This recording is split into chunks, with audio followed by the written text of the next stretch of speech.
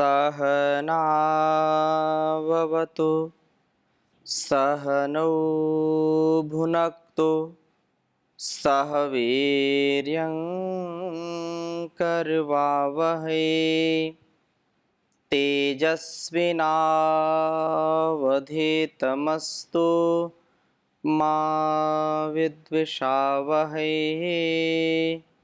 ओम शांति शांति शांति। वैदिक जीवन पद्धति की इस कक्षा में आप सभी श्रोताओं का, दर्शकों का हृदय की गहराइयों से हार्दिक स्वागत है। निरंतरता के साथ आप मेरे साथ जुड़ते हैं और कल्याणी वेदवाणी का जो मर्म है, जो उसका ज्ञान है, इस ज्ञान गंगा में डुबकियां लगाने का सु अवसर हमको प्राप्त होता है। मन का, तन का, वतन का, व्यष्टि से समष्टि का जो व्यवहार है, जो विधि और निषेध है, उसको हम समझते हैं और इसको समझ करके जीवन में उतारते हैं। जब हम ज्ञान से युक्त, विवेक से युक्त, सौहार्द से, भक्ति से युक्त, रोगों से, दोषों से, संकीर्णताओं से मुक्त, काम क्रोध लोभ से मुक्त जीवन जीते हैं तो हमारा स्वयं का भी जीवन बहुत ही सुंदर हो जाता है, प्रकाशित हो जाता है। हम सुंदर जीवन जीते हैं, दूसरों को भी वैसी ही प्रेरणा देते हैं, क्योंकि यह संसार ऐसा ही है, जो जैसा होगा वैसा ही दूसरों पर प्रभाव उसका पड़ेगा, वैसा प्रभाव जाएगा। हमने पिछली कक्षा में चर्चा की थी, जो हम चर्चा कर रहे हैं वेदों में मन का स्वरूप, तो यजुर्वेद का स्वाध्याय कर रहे हैं। यजुर्वेद के तीसरे अध्याय के 41वें मंत्र का हमने स्वाध्याय किया था, जिसमें यह उपदेश दिया था कि हमारे घर रोगों से, दोषों से बचें। हम घर में रहें तो भय रहित रहें। हमारे घर में कोई प्रवेश करे तो उसको भय ना लगे, वो निर्भय हो जाए। ऐसा वातावरण, ऐसा हमारा पूरा घर परिवार होना चाहिए। दूसरा, घर में रोगों से हम कभी ग्रस्त ना हो, रोग दूर हो, निरोगी बने। और अन्न से, धन धान्य से सदा परिपूर्ण रहें। हमारा सबका जीवन, घर परिवार का जीवन, घरों में रहने वाले लोगों का जीवन बलशाली हो, शक्तिशाली हो, उनका जीवन यशस्वी हो और उत्तम मन वाले होने चाहिए। मन सदा प्रसन्न रहना चाहिए और उत्तम बुद्धि वाला होना चाहिए। सबका जो है सामर्थ्य एक जैसा नहीं होता, फिर भी कम से कम समर्पण का भाव सबके अंदर हो। जहाँ हम घर परिवारों में देखते हैं, अभी तो ये प्रथा बहुत तेजी से क्षय को प्राप्त हुई, नष्ट हो गई। नहीं तो पहले घरों में जो संयुक्त परिवार होते थे वो 10, 20, 30, 40, 50 लोगों के परिवार होते थे। अभी भी राजस्थान में कुछ ऐसे परिवार हैं, हो सकता और भी देश के अन्य प्रांतों में भी ऐसा हो, लेकिन अभी भी राजस्थान ऐसा प्रांत है जहाँ पर संयुक्त परिवार की परंपरा है और वहाँ पर एक एक घर में 50-50, 100-100, कहीं कहीं तो 150-150, 200-200 लोगों का परिवार है और एक साथ वो रहते हैं। एक ही रसोई में सबका भोजन बनता है और सब बहुत ही प्रीतिपूर्वक रहते हैं। कितना बड़ा परिवार है। लेकिन वहीं पर यदि हम कुछ घरों की तुलना करें देश के अन्य प्रांतों में या राजस्थान में भी ऐसे घर होंगे भी कि जहां घर में 4-5 सदस्य हैं, 2-4 सदस्य हैं, 10 सदस्य हैं, माता पिता हैं, पति पत्नी, बहू बेटी हैं, उन नाती पोते हैं, वहाँ उन घरों में कलह है। यहाँ तक कि हो सकता है कि पति पत्नी ही 2 हो केवल, तो भी कलह है। क्यों? कारण क्या है? कारण ये है कि अपने कर्तव्यों का ठीक ठीक पालन न करना, अपने घर को मंदिर जैसा न मानना। अपने घर को मंदिर बनाएं, अपने घर को बहुत सुंदर व्यवस्थित बनाएं। और उस घर को जब हम मंदिर बना लेते हैं तो घर में रहने वाले सब देवता हो जाते हैं। मातृदेवो भव, पितृदेवो भव, आचार्य देवो भव, अतिथि देवो भव। सबके जीवन में एक दिव्यता आ जाती है और यह सबसे बड़ा उत्तरदायित्व उस अभिभावक का होता है। बहुत ऐसे घर हैं जो अपने माता पिता के लिए सब कुछ निछावर कर देते हैं और माता पिता के या कहीं कहीं ऐसे होते हैं कि बड़े भाई का ही निर्देश चलता है। 10 20 25 50 लोगों का परिवार है तो भी एक का निर्देश चलेगा और उसके जीवन में भी बड़ी दिव्यता होती है। उसके जीवन में संग छध्वम संवदध्वम की जो भावना होती है वह घर परिवार को तोड़ने नहीं देता, उसको जोड़ने का प्रयास करता है। और यह बहुत उत्तम है। ये हमारा जो परिवार है, जब हम एक परिवार को नहीं जोड़ सकते तो हम पूरी पृथ्वी को कैसे परिवार कह सकते हैं। हमारी ये परंपरा है कि वसुधैव कुटुंबकम की जो भावना है, यत्र विश्वम भवत्येक नीडम, जहां पर संपूर्ण विश्व एक घोंसले के समान हो तो वहां पर अशांति और जो भय का वातावरण कैसे रह सकता है। हम अपने से शुरू करें, मन को, अपने तन को, अपने वतन को, अपने घर परिवार को अच्छा बनाएं।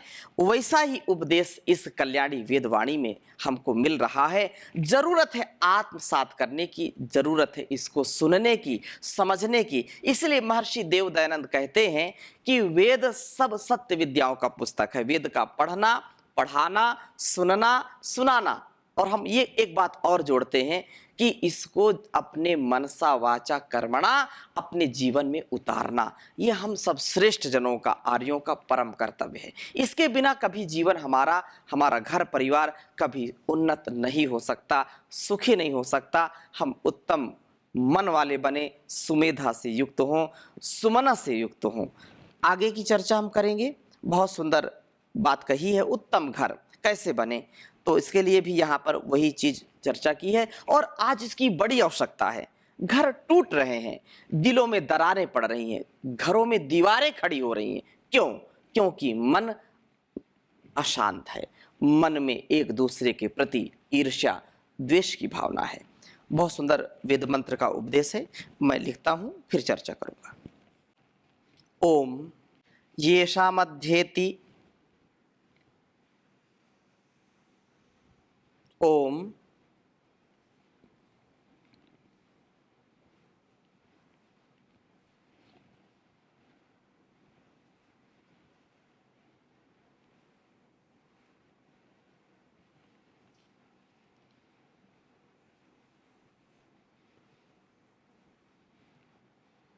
येषामध्येति,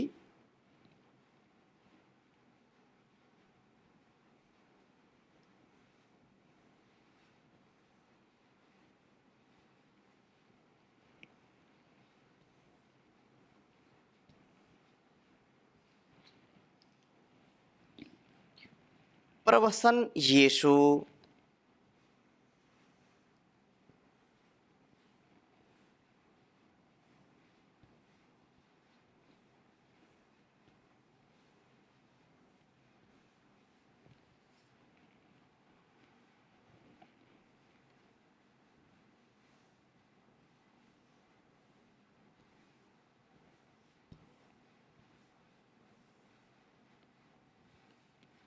प्रवसन येषु सौ मनसो बहुः।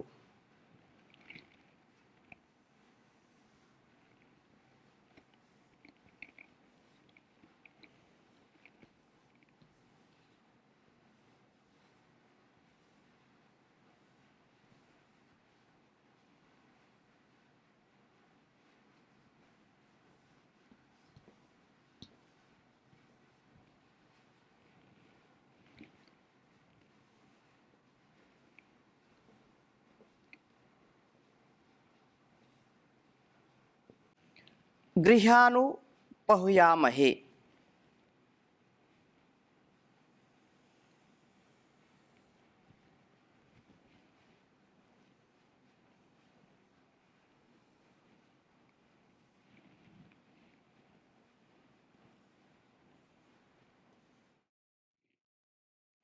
गृहानुपहुयामहे।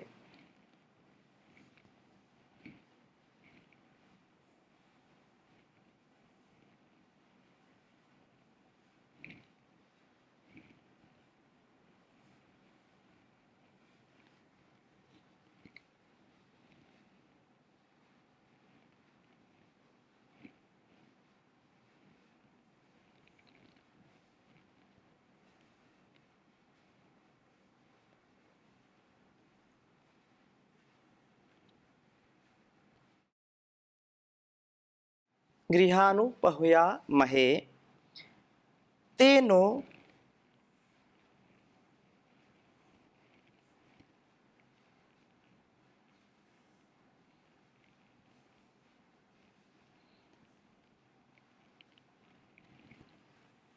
जानन्तु जानतः।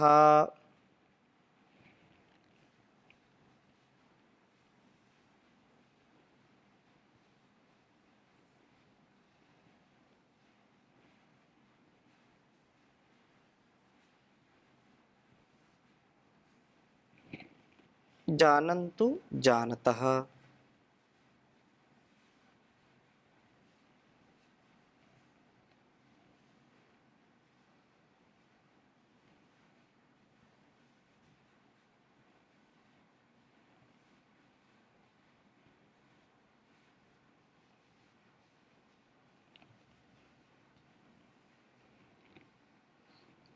यजुर्वेद के तीसरे अध्याय का यह 42वां मंत्र है।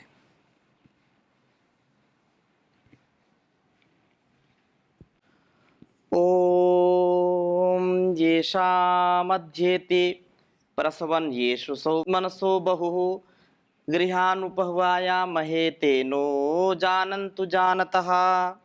ओम येषामध्येते प्रवसन् येषु सौ मनसो बहुः गृहानुपह्वायामहे तेनो जानन्तु जानतः। बहुत सुंदर बात कही है इस वेद मंत्र में। जो हमने पहले मंत्र का स्वाध्याय किया था 41वें का कि घर हमारा उत्तम हो, उसी को आगे बढ़ा रहे हैं कि घर में वहाँ जहाँ रोग दोष ना हो, कंप ना हो और अभाव के कारण रोना धोना ना हो, धन धान्य से परिपूर्ण रहें। घर वाले व्यक्तियों के विषय में कहा था कि वे शक्ति संपन्न उत्तम मन वाले हों, उत्तम इच्छा वाले हों और समझदार हों, प्रसन्न रहें। जो समझदार नहीं होते, मूर्ख होते हैं, अल्पज्ञ होते हैं, वहीं पर ज़्यादा क्लेश होता है, छल कपट होता है, अशांति होती है। ऐसे घर का प्रवास में स्मरण आना स्वाभाविक है। यदि अच्छा परिवार है, सुखी परिवार है, सुंदर परिवार, जो कोई अतिथि आता है वो पूरे जीवन भर उसको स्मरण करता है कि इतना सुंदर घर, इतना अच्छा घर। सुंदरता तात्पर्य जहाँ प्रीति है, जहाँ पर स्नेह है, जहाँ पर अतिथियों का सत्कार होता है। तो इस वेद मंत्र में कहा कि गृहान, उन घरों को उपह्वायामहे, पुकारते हैं, अर्थात ऐसे घरों की प्राप्ति के लिए हम प्रार्थना करते हैं। ये शाम, जिनका प्रवसन, प्रवास में रहता हुआ मन या प्रवास में रहता हुआ मनुष्य अध्येति स्मरण करता है। और ये बात सत्य है, अतिथि बार बार आपके घर नहीं आता। वो जब आए तो उसको इतनी प्रीति पूर्वक, इतना उसको आदर सम्मान देना चाहिए कि कहीं भी जाए प्रवास में तो आपके घर का स्मरण उसको आना चाहिए। हमारे ऋषियों ने जो कहा अतिथि देवो भव, अतिथि जो मेहमान वो भगवान का रूप होता है, तो उसको हम इतना आदर दे दें। हाँ, लेकिन इसमें भी ये बात है कि आदर किनको देना, किनको नहीं देना, अतिथि वास्तव में सच्चा कौन है, कौन नहीं है, इसकी भी पहचान इंसान को होनी चाहिए। अब केवल जो अपना पेट पालने के लिए टहलते रहते हैं और एक दूसरे के बोझ बनते रहते हैं, वो अच्छा नहीं है। जो भोजन भट्ट हैं, वो अतिथि नहीं है। वास्तव में जो ज्ञानी हैं, ध्यानी हैं, जिनके जीवन में त्याग तपस्या है, जो समाज के कल्याण के लिए, राष्ट्र के कल्याण के लिए, संसार के कल्याण के लिए देश और दुनिया में जो भ्रमण करते हैं, जो परिव्राजक बनते हैं, जो ज्ञानी हैं, जो विद्वान हैं, जो संत हैं, ऐसे अब इसकी पहचान कैसे हो? तो इसकी पहचान तो करनी पड़ेगी, क्योंकि आजकल का जो वातावरण है, कुछ बहरूपिये भी टहलते रहते हैं और वो फिर हानि करके जाते हैं। तो इसको समझ करके विवेक पूर्वक उनका यथोचित सत्कार करना, वो जहां भी जाएंगे आपका गुणगान करेंगे। तो ऐसे घरों के लिए प्रार्थना की है। और उसके घर में भार्या कर्कश स्वभाव की हो तो संभवतः पुरुष प्रवास को अच्छा जो है समझे। पति कर्कश हो तो पितृगृह में गई हुई पत्नी शायद कुछ आराम अनुभव करे और पति गृह से में लौटने पर एक मुसीबत माने। हम उन घरों को पुकारते हैं यीशु जिनमें बहुत ही सुमनस्कता, जिनमें रहने वाले लोगों के अच्छे मन हैं, द्वेष और जलन से जो भरे नहीं हैं। अगर घर की पत्नी का स्वभाव कर्कश है, उच्छृंखल है, उदंड है, क्रोधी है, तो पति जब बाहर जाएगा तो उसको आराम होगा कि पत्नी की चार बातें सुनने को नहीं मिल रही। पत्नी मायके चली गई तो भी आराम है, चलो। और जिनके पति क्रोधी है, कर्कश है, बहुत ही उच्छृंखल है, उदंड टाइप में है, तो उसके न रहने पर वो जब बाहर जाता है तो घर शांत आनंद से रहता है। ऐसे यदि संबंध होंगे तो फिर ज़्यादा दिन तक वह कार्यक्रम चलता नहीं है, दुख का, कष्ट का। फिर क्या होता है कि घर परिवार बच्चे सब अलग अलग रहना पसंद करते हैं, बहू भी, बेटे भी, और स्वयं भी कभी कभी एक दूसरे से कष्ट होता है। तो यहाँ पर ये बात कही है कि हम अपने मन को अच्छा बनाएं, सौमनस्य से युक्त हों, सौ मनसो बहु, अर्थात बहुत ही एक बहु बहुत के लिए प्रयोग होता है संस्कृत में, और जो हिंदी में बोलते हैं बहु, अर्थात जो पुत्र की पत्नी है बहू, तो वह बहू भी एक प्रकार से जो बहू बहुत सारे उत्तरदायित्वों का निर्वहन करे, जो पत्नी अपने स्वयं के लिए भी, घर परिवार के लिए भी अनेक जिम्मेदारियों का वहन करती है, वास्तव में वही सच्ची बहू कहलाती है। और जो भोजन बनाने में भी हिचकिचाए, घर के काम करने में भी हिचकिचाए, तो उसको क्या कहेंगे पता नहीं, लेकिन जो एक शब्द है बहू, बहू माने बहुत, और बहु सच्ची बहू वही है जो अनेक जिम्मेदारियों का, पत्नी का भी उत्तरदायित्व निर्वहन कर रही है, जो माता पिता है, सास ससुर, उनकी भी सेवा कर रही है, घर परिवार को संभाल रही है, बच्चों का भी भरण पोषण कर रही है, और कभी किसी से कुछ कहती नहीं, जो सदैव प्रसन्नता देने वाली है। और स्वयं उन चीज़ों को जो नकारात्मक है, जो कभी कष्ट मन में आता है, तो उसको भी वो, उस कष्ट को भी नष्ट कर देती है अपने स्वभाव से। तो उसका स्वभाव जो बहुत उत्तरदायित्वों का निर्वहन प्रसन्नता पूर्वक करे, वास्तव में वही बहू है। तो बहु शब्द सामने आए तो चर्चा चल गई। तो एक बात ये हमको जरूर समझनी चाहिए कि हमारे जीवन में, घर परिवार में मनस्ता होनी चाहिए, सौ मनस्क हम हो, अन्य मनस्क ना हो। ते घर, वे घर जानता उपकारा भिज्य, जो है अकृतज्ञ न हम लोगों को जानन तो जाने। अर्थात घर में पति पत्नी के साथ, पत्नी पति के साथ उपकार को समझे।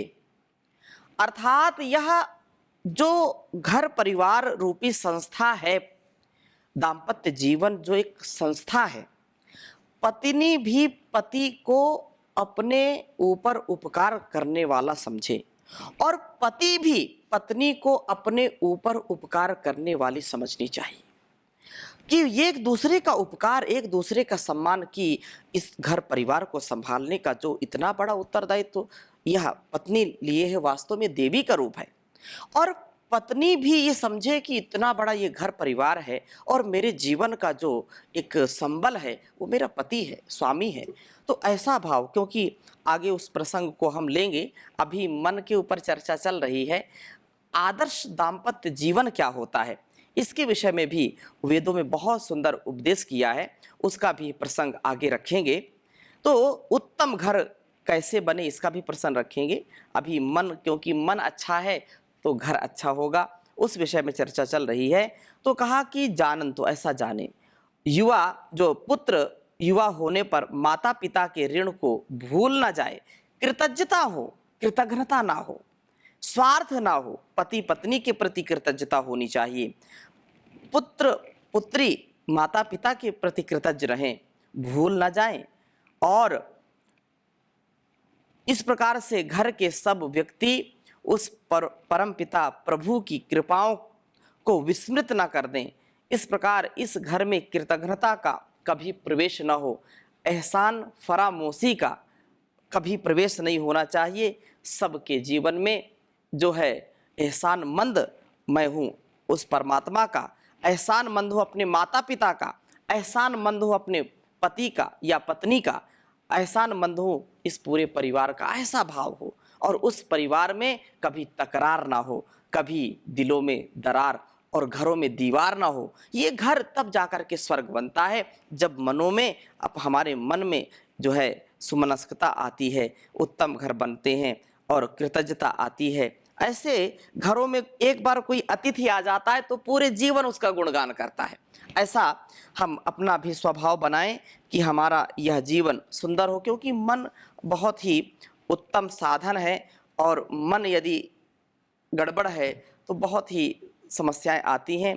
इसलिए एक दो बातें मैं महात्मा कबीर जी की बताता हूँ कि यह जो जीवन है मन की अटपट, कहा कि कबीर यह गत अटपटी,